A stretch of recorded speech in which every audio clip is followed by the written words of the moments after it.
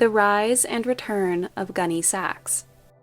The 2020s have seen a variety of fashion trends from the past make a triumphant return, from low-rise jeans to baby doll dresses to corsets. But one of the most popular articles of clothing to make a recent comeback are 1970s prairie dresses. Named after their resemblance to the dresses worn by pioneer women in the mid-19th century, prairie dresses often feature dainty florals, long skirts, and lace trim.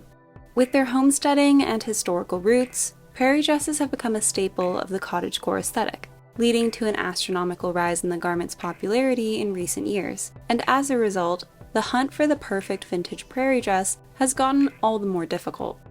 One of the biggest purveyors of prairie dresses in the 1970s was gunny sacks, to the point that the designs became their claim to fame, and the now retired brand's rare pieces can even sell for hundreds of dollars today. Talk about inflation. In today's video, we're going to be taking a look at the creation of gunny sacks, the brand's rise in popularity, its historical inspirations, their detrimental decision to switch from prairie dresses to poofy prom attire, and their 21st century comeback. Let's get into it. During the iconic Summer of Love in 1967, San Francisco-based dressmakers Eleanor Bailey and Carol Miller came up with the idea for a clothing line that would specialize in elegant attire for young women. Following a family dinner, they decided to name the brand Gunny Sacks, after the burlap bags that were once used to hold potatoes. If you've ever taken part in a sack race, that itchy brown thing you grip onto for dear life is a gunny sack. The operation had humble beginnings, with Bailey and Miller selling their garments to local boutiques in the Bay Area out of their car. But by summer 1968, Gunny Sacks had made a name for itself locally, becoming an if you know, you know brand. Although they'd started off as a dynamic duo, in 1969, Bailey bought out Miller, becoming the sole force behind Gunny Sacks. This wound up nearly putting an end to the brand, as Miller had actually been the primary designer, with Bailey previously referring to herself as, quote, quality control. But she would quickly find a new partner before things got too dire, with Jessica McClintock buying into Gunny Sacks for $5,000 in early 1970.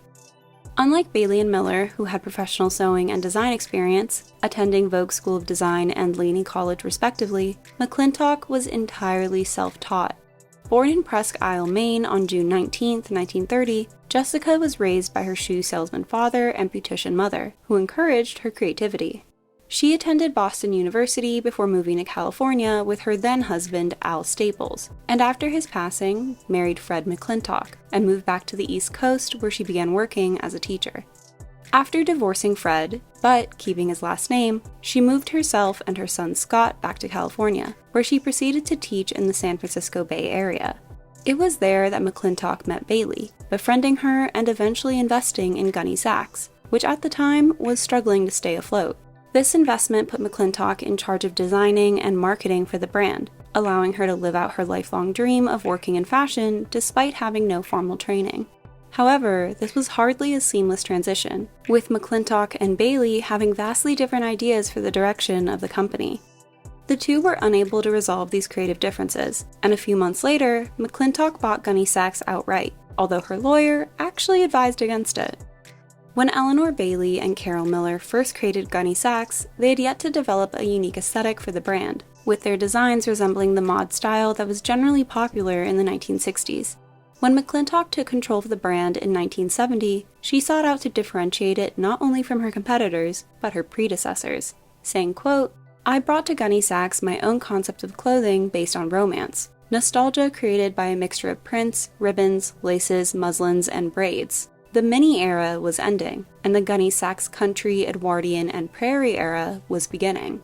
As if taking inspiration from the historical nature of the Gunny Sacks name, McClintock decided to combine the past with the present, with her first collection taking inspiration from traditional Mexican and indigenous clothing, motifs that were generally popular at the time due to the mainstream acceptance of the hippie movement. As part of this collection, McClintock created the first of the brand's signature prairie dresses, or as she called them, peasant dresses.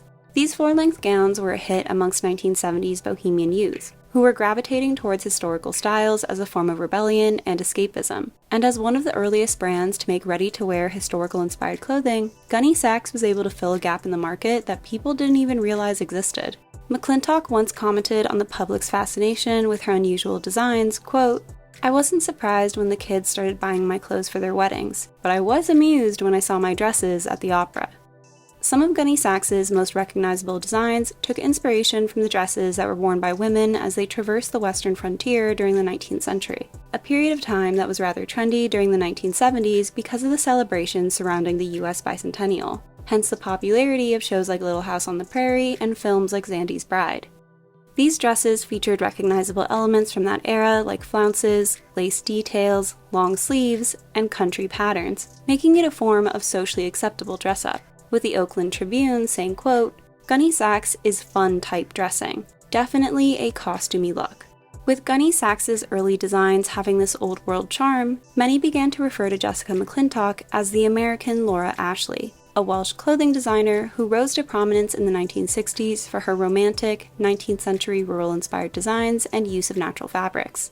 Other brands from the 1970s that were compared to Gunne Sax included Nadine, Candy Jones, Roberta California, Young Edwardian, and Jody T. McClintock eventually ventured away from these American influences, with some of her designs taking inspiration from the Italian Renaissance of the 15th and 16th centuries, with lush dresses featuring rich embroidery, deep colors, high waists, and lace-up details. With the first modern-day Renaissance fair taking place in California in 1963, and 1968's Romeo and Juliet being a massive hit with teens, she was able to capitalize on the American interest in the time period, saying in an interview with People magazine, quote, "I sell romance and fantasy." The brand continued to reference European fashions with modern interpretations of the dirndl, a folk dress from German-speaking areas of the Alps. McClintock also introduced wedding dresses to the Gunne Sax lineup, with Hillary Clinton wearing one to her 1975 wedding. The vast majority of these wedding looks took notes from the Edwardian era, which lasted from 1901 to 1910. McClintock's grandmother, who taught her how to sew, had actually grown up during that period of time, and this personal connection was likely the source of McClintock's Edwardian inspiration. Funnily, these were sometimes called granny dresses by the public, which makes sense considering a lot of people from the 1970s actually had grandmothers who were around at the turn of the century. This sense of nostalgia was mirrored in pop culture, with films like My Fair Lady, Chitty Chitty Bang Bang, Picnic at Hanging Rock, and Mary Poppins taking place in or around the Edwardian era. Even after the hippie style faded away in favor of the glamorous disco look in the latter half of the 1970s, Gunne Sax remained popular, with their tried-and-true historical aesthetic serving as a sweet juxtaposition to the sultry styles that had arisen in the wake of the sexual revolution. By 1977, Gunne Sax had found worldwide recognition, grossing $25 million that year alone, and with the brand now having a decade's worth of word of mouth, it was every girl's dream to own a gunny, whether it was for graduations, weddings, or prom. Because of this financial success, in 1979, McClintock created two new clothing lines under her own company, Jessica McClintock Incorporated. One, Jeune Fille, was aimed at young girls with a country aesthetic, while the other featured more upscale dresses and was under her own name. When the new decade rolled in, so did new trends, and in the 1980s, everything had to be bigger and bolder, especially in regard to formal attire, as seen with Princess Diana's ginormous wedding gown. Although they'd made a name for themselves with their romantic prairie dresses, Gunne Sax panicked, and in an attempt to remain relevant, they decided to change their look. Instead of Anne of Green Gables, they opted for something that would be more appropriate for Dynasty, with shimmering fabrics, shorter hemlines, strapless bodices, poofy skirts, and form-fitting silhouettes. You could argue that the brand was still incorporating historical references into their designs, being vaguely reminiscent of the gaudy Gilded Age, but in all honesty, it just felt like they were trying to be as far removed from the original Gunne Sax aesthetic as possible. In 1982, McClintock's son, Scott, joined the family business, starting his own namesake label under the Jessica McClintock Incorporated umbrella, which wound up being very reminiscent of his mother's designs. In 1987, Jessica McClintock Incorporated absorbed Gunne Sax, which isn't necessarily the most surprising turn of events, considering she'd been putting her name on the dress's labels from the start, but it could have been catastrophic. However, with the addition of sleepwear and fragrances to their repertoire, by the mid-90s, Jessica McClintock Incorporated was reporting over $100 million in annual sales. Although the 1990s were chock full of period films from the medieval, Elizabethan, Regency, Victorian, and Edwardian eras, McClintock's designs remained generically modern, which I find to be a missed opportunity considering how many women would have leapt at the opportunity to dress like they were in A Room with a View or Age of Innocence. Despite being a relatively large company, Jessica McClintock Incorporated was a family-run affair, with her half-brother, Jack Hedrich, becoming vice president, her half-sister, Mary Santoro, managing sales in the Los Angeles area, her cousin, Bruce Hutchins, being responsible for the McClintock boutiques, and her niece, Jessica Hutchins, being in charge of the bridal wear line. But as they say, where there's someone thriving, there's someone else being exploited. In 1992, the Asian Immigrant Women Advocates, otherwise known as aalyiah, organized a campaign in support of garment workers, calling out the poor work conditions and labor practices of McClintock's subcontractors, as well as unpaid wages. The aalyiah requested a boycott of Jessica McClintock Incorporated and all of its sub-brands, which included a rally at the company's headquarters, picketing at their boutique locations, and protests outside of McClintock's home. This disagreement went on for 4 years, with Jessica McClintock denying any personal or professional responsibility. But in 1996, both parties eventually reached an agreement. However, by that point the damage to Jessica McClintock's reputation had been done, with all of the brands under her umbrella declining in popularity through the 2000s. After years of poor sales and declining interest, they officially retired the Gunne Sax label in November 2013, while the Jessica McClintock brand reduced their offerings solely to perfumes and accessories. Ironically enough, just a year after it had been put out to pasture, Gunne Sax began to see the start of a comeback, with searches on Google seeing a slight spike.